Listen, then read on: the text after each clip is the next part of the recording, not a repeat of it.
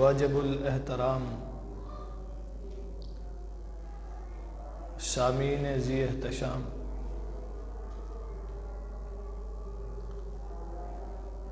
حضور نبی مکرم صلی اللہ علیہ وسلم کے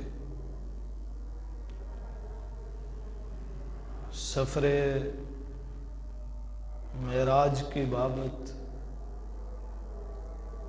گزشتہ جمعوں میں عرض کیا گیا۔ حضور صلی اللہ علیہ وسلم کا سفر معراج کیا تھا، اور اس سفر میں نبی مکرم صلی اللہ علیہ وسلم نے کیا کچھ دیکھا، کن چیزوں کا مشاہدہ کیا۔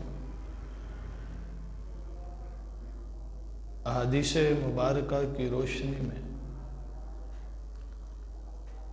اس پر چند باتیں عرض کرنا چاہوں گا۔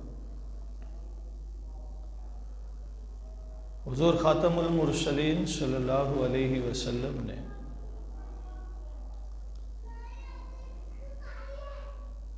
جب بیت المقدس میں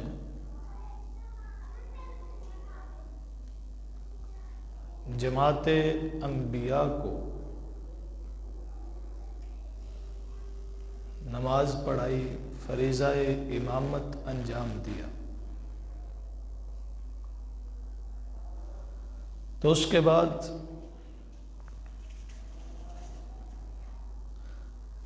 چند انبیاء علیہم الصلوات والتسلیمات نے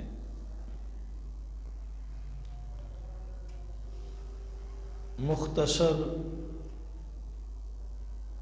خطبہ ارشاد فرمایا۔ حضرت ابراہیم علیہ الصلوات والتسلیمات کھڑے ہوئے اور فرمایا، حمد و ثنا اس ذات باری تعالیٰ کی جس نے مجھے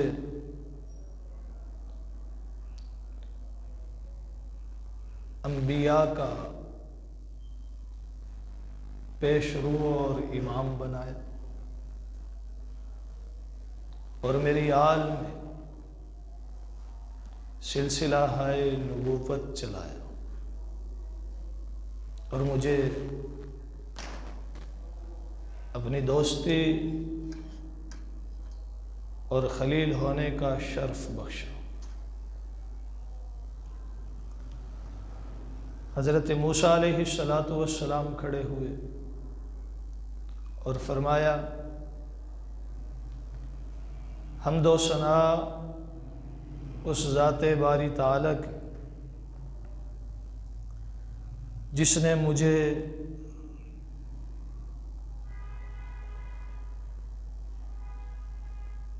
شرف کلام بخشا،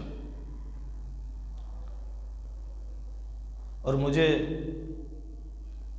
فرعون اور فرعون کے حامیوں سے نجات بخشی، بنی اسرائیل کو نجات بخشی، اور فرعون کو غرق آب کیا، اور طرح طرح کی نعمتوں سے سرفراز فرمایا۔ پھر حضرت داؤد علیہ الصلوات والتسلیمات کھڑے ہوئے اور فرمایا، حمد و ثنا اس ذات باری تعالیٰ کی جس نے مجھے وسیع و عریض سلطنت بخشی اور لوہے کو میرے ہاتھوں پر نرم کیا، اور مجھے ان نعمتوں سے سرفراز کیا جو مجھ سے پہلے کسی کو نہ دی گئی۔ پھر حضرت سلیمان علیہ السلام کھڑے ہوئے، فرمایا، حمد و ثنا اس ذات باری تعالیٰ کی جس نے مجھے نبوت اور سلطنت عطا کی اور ہواؤں کو میرے لیے مسخر کیا، جنات کو میرے تابع کیا اور مجھے چرند پرند کی زبان اور بولی سمجھنے کی طاقت بخشی۔ پھر حضرت عیسیٰ علیہ السلام کھڑے ہوئے، اللہ تعالیٰ کی حمد و ثنا کرنے کے بعد فرمایا کہ اس نے مجھے روح اللہ بنایا، بن باپ کے تخلیق کیا اور مجھے تورات اور انجیل کا علم عطا کیا، شریعت عطا فرمائی۔ پھر نبی مکرم صلی اللہ علیہ وسلم نے خطبہ دیا۔ آپ صلی اللہ علیہ وسلم نے فرمایا، حمد و ثنا اس ذات باری تعالیٰ کی جس نے مجھے تاج ختم نبوت عطا کیا اور مجھے تمام انبیاء پر فوقیت اور برتری بخشی، اور میری امت کو تمام امتوں پر فوقیت اور برتری بخشی۔ اس نے مجھے بشیر اور نذیر بنایا اور مجھے سارے جہانوں کے لیے رحمت بنا کر بھیجا۔ جب حضور نبی مکرم صلی اللہ علیہ وسلم نے اپنی گفتگو مکمل فرمائی تو حضرت ابراہیم علیہ السلام کھڑے ہوئے اور فرمانے لگے، یہی وہ باتیں ہیں، یہی وہ اوصاف ہیں آپ صلی اللہ علیہ وسلم کے جن کی بنیاد پر آپ کو اول الانبیاء اور خاتم الانبیاء بنایا ہے۔ حضور نبی مکرم صلی اللہ علیہ وسلم فرماتے ہیں، اس کے بعد پھر جبرائیل امین مجھے لے کر آسمانوں کی طرف چلے۔ پہلے آسمان پر گئے تو آسمان کے دروازے بند تھے، دستک دی، دربان نے پوچھا کون ہے؟ جبرائیل امین نے بتایا کہ میں جبرائیل امین ہوں۔ پھر سوال ہوا ساتھ کون ہے؟ بتایا گیا میرے ساتھ محمد خاتم النبیین صلی اللہ علیہ وسلم ہے۔ تو فرشتے نے دروازہ کھولا اور مرحبا کہا اور بتایا کہ آج آسمانوں کو سجایا گیا ہے، ہمیں بتایا گیا ہے کہ ایک خاص مہمان آنے والا ہے جس کا نام محمد ہے۔ تو حضور نبی مکرم صلی اللہ علیہ وسلم فرماتے ہیں، پہلے آسمان پر میری ملاقات حضرت عیسیٰ اور حضرت یحییٰ علیہم الصلوات والتسلیمات سے ہوئی۔ انہوں نے مرحبا یا اخی کہہ کر ویلکم کیا۔ پھر دوسرے آسمان پر گئے، دوسرے آسمان پر اسی طرح سوال ہوا، جبرائیل امین نے جواب دیا، دروازہ کھولا گیا تو وہاں پر اسی طرح ایک نبی سے ملاقات ہوئی۔ تیسرے آسمان پر گئے، وہاں بھی ایسے ہی ملاقات کا سلسلہ چلتا رہا۔ حضرت یوسف سے ملاقات ہوئی، حضرت ادریس سے ملاقات ہوئی، حضرت موسیٰ سے ملاقات ہوئی، حضرت ابراہیم سے، حضرت آدم علیہ الصلوات والتسلیمات۔ ان تمام انبیاء سے سٹیپ بائی سٹیپ مختلف آسمانوں پر ملاقات ہوتی رہی اور تمام انبیاء نے خوش آمدید کیا۔ حضور صلی اللہ علیہ وسلم فرماتے ہیں، جب حضرت آدم علیہ السلام سے میری ملاقات ہوئی تو حضرت آدم علیہ السلام ایک طرف دیکھتے تو مسکراتے، دوسری طرف دیکھتے تو رونے لگتے۔ میں نے جبرائیل سے پوچھا کہ کہ یہ ابو الانبیاء، ابو الانسان حضرت آدم دائیں طرف دیکھتے ہیں خوش ہوتے ہیں، بائیں طرف دیکھتے ہیں افسردہ ہوتے ہیں، روتے ہیں، اس کی کیا وجہ؟ مجھے بتایا گیا کہ حضرت آدم علیہ السلام کے لیے اللہ تعالیٰ نے جنت اور جہنم کے منظر کھولے ہوئے ہیں۔ جب یہ دائیں طرف دیکھتے ہیں تو اپنی آل کو، اولاد کو جنت میں خوش دیکھتے ہیں تو خوش ہوتے ہیں، اور جب بائیں طرف دیکھتے ہیں اپنی آل اولاد کو جہنم میں جلتے ہوئے، عذاب بھگتتے ہوئے، تو اداس ہوتے ہیں، روتے ہیں۔ ایک باپ کے لیے اولاد کی کامیابی خوشی کا باعث ہوتی ہے، اور اولاد کی ناکامی غم اور افسردگی کا باعث ہوتی ہے، اور یہ حضرت آدم علیہ السلام کے عمل سے ظاہر ہو رہا تھا۔ فرماتے ہیں کہ میں حضرت ابراہیم علیہ السلام سے 7ویں آسمان پر ملا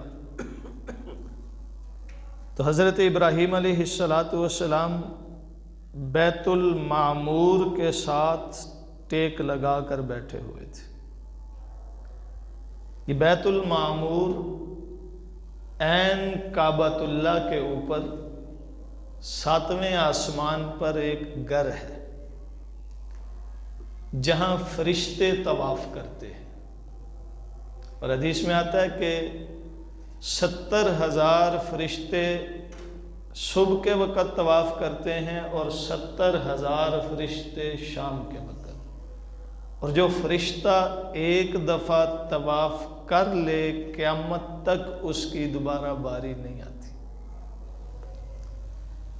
1,40,000 فرشتے روزانہ بیت المعمور کا طواف کرتے ہیں، اور قیامت تک دوبارہ ان کی باری نہیں آتی۔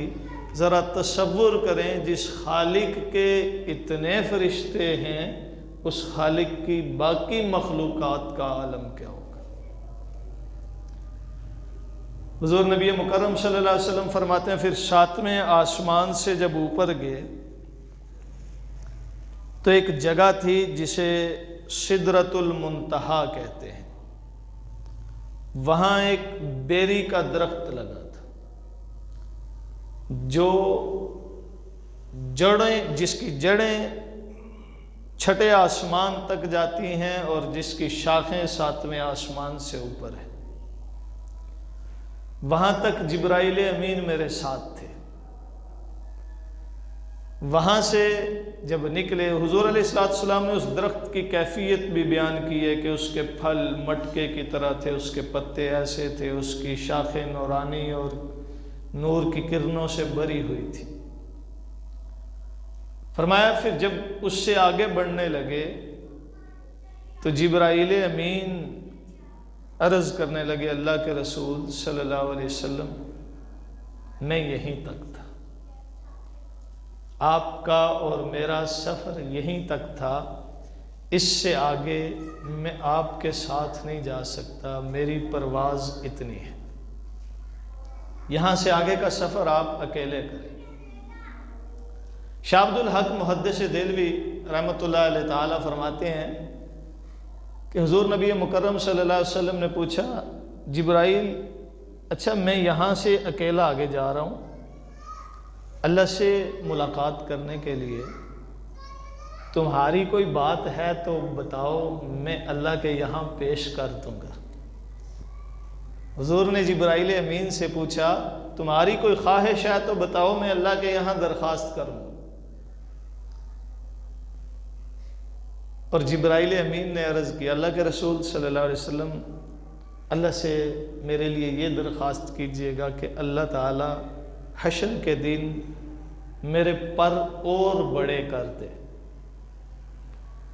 میرے پر اور بڑے کر دے، تاکہ حشر کے دن میں آپ کی امت کو اپنے پروں پر بٹھا کر پل صراط سے گزار دوں۔ یہ بھی ایک محبت کا عجیب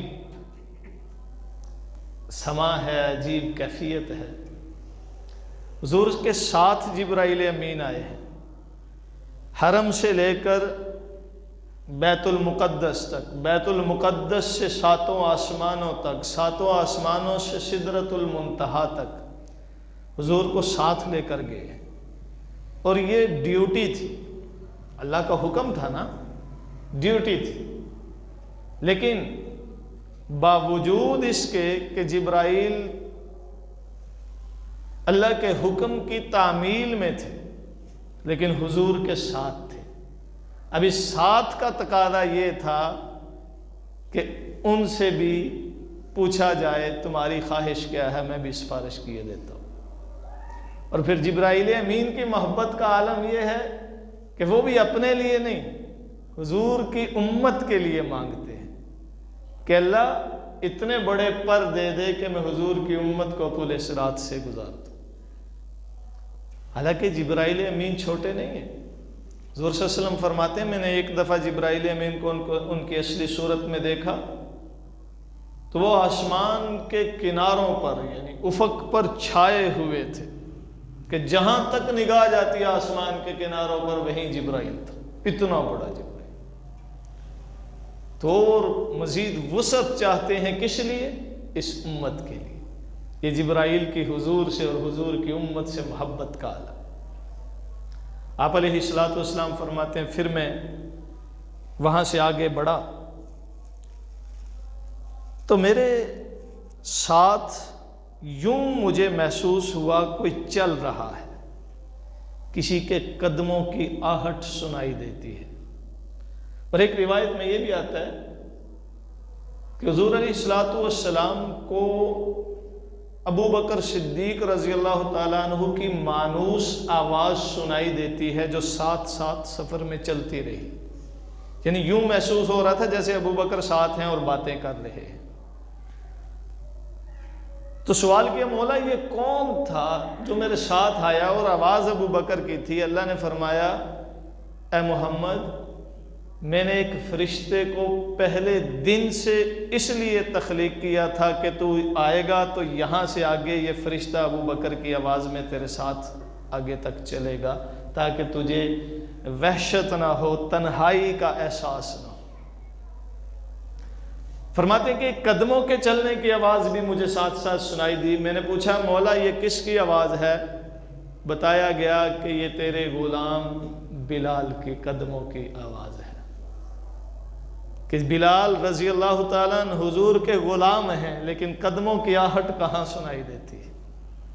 فرماتے ہیں جب سدرۃ المنتہا سے آگے بڑھے ایک مقام آیا جسے مستوی کہتے ہیں، وہاں پہنچ کر مجھے کلموں کے چلنے کی، قلم جب لکھتے ہیں چرچراہٹ سی ہوتی ہے، اقلام کے حرکت کرنے کی آواز سنائی تھی۔ میں نے پوچھا مولا یہ کس چیز کی آواز ہے؟ بتایا گیا کہ اے محبوب یہ فرشتے ہیں جو لکھنے کا کام کرتے ہیں، جن کی ڈیوٹی ہے لکھنا، اور یہ انسان کی تقدیر کو لکھ کر اپنے پاس محفوظ رکھتے ہیں، اور پھر جب سال کے بعد انسان کی تقدیر دوسرے فرشتوں کے حوالے کی جاتی ہے تو یہ رجسٹر ان کو تھما دیتے ہیں۔ حدیث مبارکہ میں آتا ہے نا، شعبان کی 15ویں تاریخ کو انسان کا اعمال نامہ لکھا جاتا ہے سال بھر کا۔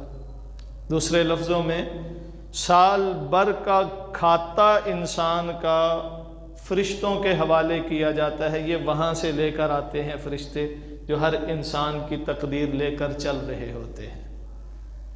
یہ آئندہ جمعہ بلکہ جمعے اور جمعرات کے درمیان میں جو رات آنے والی ہے یہی ہے وہ رات جسے شب برات بھی کہتے ہیں، لیلۃ البرات بھی کہتے ہیں۔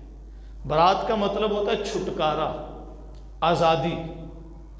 شب برات کو شب برات یا لیلۃ البرات اسی لیے کہتے ہیں کہ اس رات اللہ تعالیٰ بہت ساروں کو جہنم سے نکال کر جنت میں ڈالنے کا فیصلہ کرتے ہیں۔ اس لیے اس رات کو لیلۃ البرات کہتے ہیں، بلکہ احادیث مبارکہ میں اس رات کی بڑی فضیلت آئی۔ ایک ہے شب معراج، ایک ہے شب برات، ان دونوں میں فرق ہے۔ شب معراج حضور کے آسمانوں کے سفر کی رات ہے، لیکن اس رات میں کوئی مخصوص عبادت یا عبادت کا مخصوص اجر و ثواب یہ کہیں بھی مذکور نہیں۔ پورے ذخیرہ احادیث میں کوئی ایک بھی حدیث ایسی نہیں کہ جس میں یہ بتایا گیا ہو کہ شب معراج کو عبادت کرو تو اتنا ثواب ہے، یا یہ عبادت کرو یا وہ عبادت کرو، کچھ بھی۔ یہ بات میں اس لیے کر رہا ہوں، چند دن پہلے یہ اوپن سپیکر تھا اور ایک مولانا صاحب تقریر کر رہے تھے کہ اس رات کو ایک نفل کا 10 گنا یا 1000 گنا ثواب ملتا ہے۔ یہ ساری من گڑت باتیں ہیں، خود سے بنائی ہوئی، کہیں کوئی ایک حدیث بھی نہیں ہے شب معراج کی خاص عبادت یا خاص فضیلت کے مطابق۔ یہ ہے کہ اس رات، وہ کون سی رات ہے یہ بھی کنفرم نہیں، لیکن جو بھی رات ہے، حضور جس رات کو معراج پر گئے، وہ شان ہے حضور کی، وہ فضیلت ہے، وہ حضور علیہ السلام کے بلندی مقام کی نشانی ہے، لیکن اس کی تعلیم نہیں۔ ہاں، جو شب برات ہے اس کے بارے میں احادیث مبارکہ میں بے شمار تعلیمات ملتی ہیں۔ حضرت عائشہ رضی اللہ تعالی عنہا فرماتی ہیں کہ میں نے حضور نبی مکرم صلی اللہ علیہ وسلم سے پوچھا، اللہ کے رسول، آپ شعبان کے مہینے میں کثرت سے روزے رکھتے ہیں، کیوں؟ تو حضور صلی اللہ علیہ وسلم نے فرمایا، عائشہ، شعبان کی درمیانی رات اللہ تعالیٰ انسان کا اعمال نامہ فرشتوں کے حوالے کرتے ہیں، فرشتے پچھلا کھاتا لے جاتے ہیں اور نئے رجسٹر لے آتے ہیں۔ تو میں چاہتا ہوں میرا نوشتہ اعمال اس حالت میں لے جایا جائے اور لایا جائے کہ میں عبادت میں مگن ہوں۔ دیکھیں نا، ایک بچہ پیپر دیتا ہے، امتحان دیتا ہے سال کے بعد، تو جب امتحان قریب آتا ہے کیا کرتا ہے؟ پڑھنا شروع کر دیتا ہے، تاکہ اگر پیچھے کوئی کمی رہ گئی ہے اب کی محنت سے وہ کمی نکل جائے۔ یا پیپر چیکر ہے، جو پیپر دیکھنے والا، چیک کرنے والا، وہ دیکھتا ہے پہلے صفحے سے دوسرے صفحے سے اچھا لکھا ہوا ہے، اچھا امپریشن پڑتا ہے۔ First impression is the last impression. پہلے صفحے سے ہی اچھا تاثر مل جائے تو چیک کر بعض دفعہ آگے ٹک لگاتا جاتا ہے اور نکل جاتا ہے، کہتا ہے کہ اچھا لکھنے والا ہے۔ اور بعض دفعہ ایسا ہوتا ہے کہ اخیر میں جا کر دیکھتے ہیں تو بہترین لکھا ہو تو وہ بھی پچھلی غلطیاں نظر انداز کر دیتا ہے۔ انما الاعمال بالخواتیم، خاتمے پر اعمال کا دار و مدار ہوتا ہے۔ تو انسان کا اعمال نامہ بدل رہا ہے، اب یہ پچھلے سال کا رجسٹر جا رہا ہے اور اگلے سال کا آ رہا ہے۔ نئے رجسٹر کے شروع میں نیکیاں لکھی ہوں اور اس کے اینڈ پہ پھر دوبارہ نیکیاں لکھی ہوں تو بیچ والی غلطیاں معافی کی گنجائش رکھتی ہے۔ تو یہ وہ وقت ہے کہ جس وقت میں اچھے اعمال کر کے اپنے نامہ اعمال کے آغاز میں، سالانہ جو نامہ اعمال ہے اس کے سٹارٹ میں نیکیاں لکھوا لیں۔ یہی وجہ تھی کہ حضور شعبان میں کثرت سے روزے رکھا کرتے تھے۔ ایک تو رمضان کی تیاری مقصد تھی، دوسرا یہ نامہ اعمال کی تبدیلی کی وجہ سے۔ غنیت الطالبین میں پیران پیر شیخ عبد القادر جیلانی رحمۃ اللہ علیہ تعالی ایک حدیث بیان کرتے ہیں کہ شعبان کی 15ویں رات یعنی شب برات کو حضور فرماتے ہیں، میرے پاس جبرائیل امین آئے، مجھے فرمایا، اے محمد آسمانوں کی طرف سر اٹھا کر دیکھیے۔ حضور فرماتے ہیں میں آسمان کی طرف سر اٹھایا تو پہلے آسمان پر ایک فرشتہ آواز لگا رہا ہے، خوشخبری ہو اسے جو آج کی رات رکوع کرے۔ دوسرے آسمان پر فرشتہ آواز لگا رہا ہے خوشخبری ہو اسے جو آج کی رات سجدہ کرے۔ تیسرے آسمان پر فرشتہ آواز لگا رہا ہے خوشخبری ہو اسے جو آج کی رات دعا کرے۔ چوتھے آسمان پر فرشتہ آواز لگاتا ہے خوشخبری ہو اسے جو آج کی رات رب سے مانگے، التجا کرے۔ پانچویں آسمان پر فرشتہ آواز لگاتا ہے خوشخبری ہے اس کے لیے جو رب کی تسبیح اور تحمید کرے۔ اسی طرح چھٹے اور ساتویں آسمان پر بھی جو جنت مانگے، جو جہنم سے چھٹکارا مانگے۔ تو یہ جبرائیل امین نے جب مجھے آسمانوں پر دکھایا، میں نے ساتوں آسمانوں پر فرشتوں کی باتوں کو سنا۔ میں نے پوچھا جبرائیل یہ کیا ہے؟ تو جبرائیل امین نے بتایا اللہ کے رسول آج کی رات اللہ تعالیٰ اپنے بندوں کے لیے رحمت کے دروازے کھولے ہوئے ہیں، اور اتنے لوگوں کی مغفرت اور جہنم سے نکالنے کا اعلان کیا جاتا ہے جتنے قبیلہ بنی کلب کی بکریوں کے بال ہیں۔ قبیلہ بنی کلب عرب کا وہ قبیلہ تھا جن کے پاس سب سے زیادہ بکریاں ہوتی تھیں۔ ایک بکری کے بال نہیں شمار کیے جاتے، تو ہزاروں کے اعتبار سے جب بکریاں ہوں تو ان کے بالوں کی تعداد کیا ہوگی۔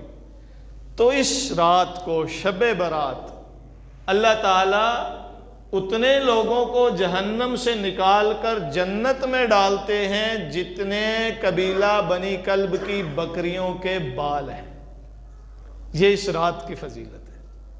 حضرت عائشہ رضی اللہ تعالیٰ عنہ فرماتی ہیں حضور صلی اللہ علیہ وسلم اس رات کو عبادت کیا کرتے تھے، نوافل ادا کیا کرتے تھے، اور رات کو قبرستان تشریف لے جایا کرتے تھے، اپنے مرحومین کے لیے دعائے مغفرت کیا کرتے تھے، اور اگلے دن روزہ رکھا کرتے تھے۔ یہ روایت شب برات منانے کا طریقہ بتاتی ہے کہ شب برات کیسے منانی ہے۔ عبادت کریں، دعا کریں، اپنے لیے بھی، دوسروں کے لیے بھی، مرحومین کے لیے بھی، اور اگلے دن روزہ بھی رکھیں۔ اور ہم کیا کرتے ہیں؟ ہم کیا کرتے ہیں؟ رات پوری آتش بازی کرتے ہیں، رات پوری عیاشیاں کر رہے ہوتے ہیں، تماشے کر رہے ہوتے ہیں، اور پھر امیدوار مغفرت ہوتے ہیں کہ اللہ ہمیں معاف کر دے۔ وہ اللہ آسمان دنیا پر آتا ہے۔ ایک حدیث میں آتا ہے اللہ تعالیٰ ہر رات کو آسمان دنیا پہ آتے ہیں تہجد کے وقت، اور پھر جو بندے رب سے مانگ رہے ہوتے ہیں اللہ انہیں عطا کرتے ہیں۔ لیکن یہ رات ایسی ہے شب برات کہ غروب آفتاب کے بعد ہی اللہ آسمان دنیا پہ آتے ہیں اور اپنے بندوں سے فرماتے ہیں ہے کوئی مجھ سے مانگنے والا میں عطا کروں، ہے کوئی دامن پھیلانے والا کہ میں بھر بھر کے لوٹاؤں، ہے کوئی معافی کا طالب کہ میں معاف کروں، ہے کوئی بخشش کا طالب کہ اسے بخشا جائے، ہے کوئی جنت کا خواہش مند کہ اسے جنت دی جائے۔ اللہ آسمان دنیا پہ آ کے بندوں کو پکارتے ہیں میرے بندو آؤ مانگو میں دوں عطا کروں، اور بندے یہاں سے آتش بازی کر کے عملاً یہ ظاہر کر رہے ہوتے ہیں ہمیں نہیں ضرورت، ہم نہیں چاہتے۔ یہ مسلمانوں کا شیوا نہیں، یہ خدا کے بندوں کا شیوا نہیں ہے۔ خدا کے بندے ایسے کام نہیں کرتے جو خدا کو ناراض کرنے والے ہوں۔ اللہ کے بندے ایسے کام نہیں کرتے جو اللہ کی ناراضگی کا سبب ہو، بلکہ وہ اللہ کو راضی کرنے کی کوشش کرتے ہیں۔ اور اللہ کو راضی کرنے کا طریقہ یہ ہے کہ اللہ کے گھر میں آئیں، توبہ استغفار کریں، نوافل پڑھیں، تسبیح تحمید کریں، تلاوت کریں، دعائیں کریں، اور پھر اگلے دن کا روزہ رکھیں۔ یہ معمول ہونا چاہیے۔ ہم خود بھی ان خرافات سے بچیں، اپنے بچوں کو بھی بچائیں، انہیں بھی ان چیزوں سے روکیں، انہیں بتائیں کہ یہ مسلمانوں کا نہیں تہوار، یہ تو ہندوؤں کا وہ جو دیوالی ہے نا جس میں وہ آتش بازی کا مظاہرہ کرتے ہیں، ہندوؤں سے یہ لی گئی رسم ہے جو مسلمانوں میں عود آئی ہے۔ مسلمانوں میں اور بھی بڑی رسمیں ہیں جو ہندوؤں سے آئی ہوئی ہیں، انہی میں سے ایک یہ بھی ہے۔ مسائل رفعت قاسمی میں مولانا رفعت قاسمی لکھتے ہیں کہ ایران کی ایک قوم تھی، قوم برامکہ۔ وہ قوم جب مسلمان ہوئی تو کہیں نہ کہیں آگ کی پوجا کرنے والے کے دل میں وہ اثرات باقی تھے، تو انہوں نے اس رات کو آتش بازی کر کے اس رات کو منانے کا طریقہ ایجاد کیا، اور یہ سوائے ایران اور بر صغیر پاکستان، بنگلہ دیش اور ہندوستان کے علاوہ پوری دنیا میں کہیں آتش بازی نہیں ہوتی اس رات۔ یہ ہماری لائی ہوئی خرافات، دین یہ تو نہیں ہے نا جو ہم کر رہے ہیں، دین تو وہ ہے جو پوری دنیا میں یکساں ہے، ایک جیسا ہے۔ تو یہ ان لوگوں سے آئی، یا تو ہندوؤں کی رسم دیوالی سے آئی ہے، یا برامکا کی لائی ہوئی رسم ہے شب برات کو آتش بازی کرنا، وگرنہ مسلمان بلکہ حضور نبی مکرم صلی اللہ علیہ وسلم اس رات کو عبادت کیا کرتے تھے۔ یہ چراغاں شراغاں کرنا یہ بھی سارا رسمیں ہیں، یہ ڈرامے ہیں، اس کا اسلام سے کوئی تعلق نہیں ہے۔ یہ جو چراغ لے کر مسجد میں آ رہے ہیں یہ کوئی عبادت نہیں، اس کی کوئی ضرورت نہیں۔ ہاں خود مسجد میں آئیں، عبادت کریں، گھروں میں بیٹھ کر تسبیح تحمید کریں اور اللہ کو راضی کرنے کی کوشش کریں۔ بہرکیف حضور فرماتے ہیں کہ میں جب مقام میں مستوی پہ پہنچا، معراج کی رات، تو وہاں قلم چل رہے تھے، تو مجھے بتایا گیا ہے کہ یہ قلم تقدیر لکھنے والے ہیں۔ پھر اس کے بعد میرا عرشوں کا سفر ہوا، عرش کا سفر ہوا، وہاں پھر مجھے جنت دکھائی گئی، جہنم دکھائی گئی، اور وہ کیا کیا مشاہدات تھے پھر عرض کریں گے۔ اللہ تعالیٰ سمجھنے کی توفیق بخشے۔